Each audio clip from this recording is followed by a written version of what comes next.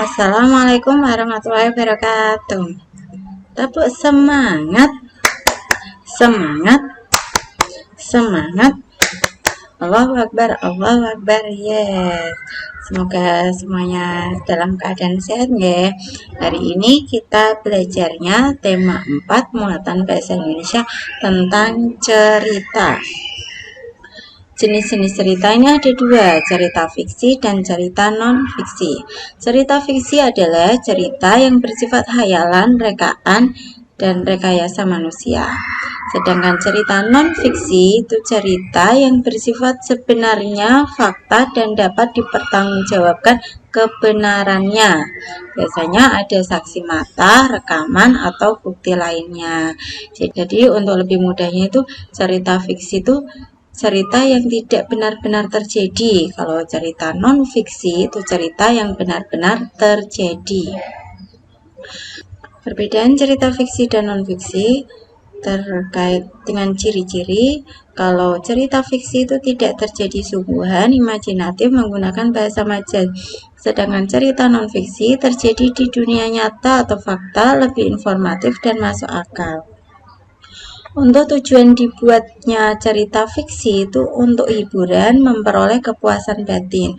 Sedangkan tujuan dibuat cerita non-fiksi itu untuk wawasan, pengetahuan, dan motivasi. Contoh-contoh dari cerita fiksi itu diantaranya ada komik, novel, cerpen, dongeng, fabel, mitos, dan hikayat. Untuk cerita non-fiksi, contohnya ada biografi, autobiografi, literatur, dan sejarah. Unsur-unsur intrinsik dalam cerita fiksi itu ada tema, tokoh dan penokohan, latar, alur, dan amanat. Tema yaitu pokok atau gagasan utama sebuah cerita. Sedangkan tokoh dan penokohan itu orang-orang yang terlibat dalam cerita. Tokoh dibedakan menjadi dua, yaitu tokoh utama dan tokoh figuran atau pembantu. Tokoh utama itu tokoh yang berperan penting di dalam cerita. Biasanya cerita tersebut dari awal sampai akhir menampilkan tokoh tersebut. Untuk tokoh figuran atau pembantu ini tidak sering ditampilkan. Berdasarkan peranannya, tokoh dibedakan dalam 3. Ada tokoh protagonis, tokoh antagonis, dan tokoh tritagonis. Tokoh protagonis itu yang berwatak baik, sedangkan tokoh antagonis itu yang berwatak jahat. Untuk tokoh tritagonis itu sebagai tokoh penengah. Kalau misalnya antara protagonis dan antagonis ada konflik, tokoh tritagonis ini yang mendamaikan keduanya. Latar ini bisa bermakna tempat, waktu, dan suasana cerita. Alur adalah urutan peristiwa dalam sebuah cerita. Di dalam alur biasanya ada konflik, yaitu permasalahan yang terjadi dalam teks cerita.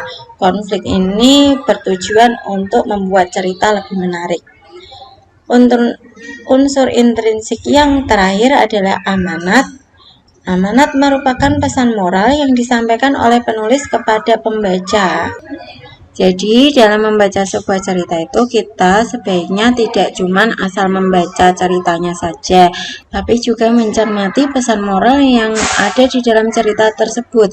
Hal-hal baik yang ada dalam cerita kita bisa tiru. Kalau ada hal-hal yang tidak baik berarti kita harus tinggalkan. Sampai di sini pembelajaran hari ini. Semoga bisa dimengerti.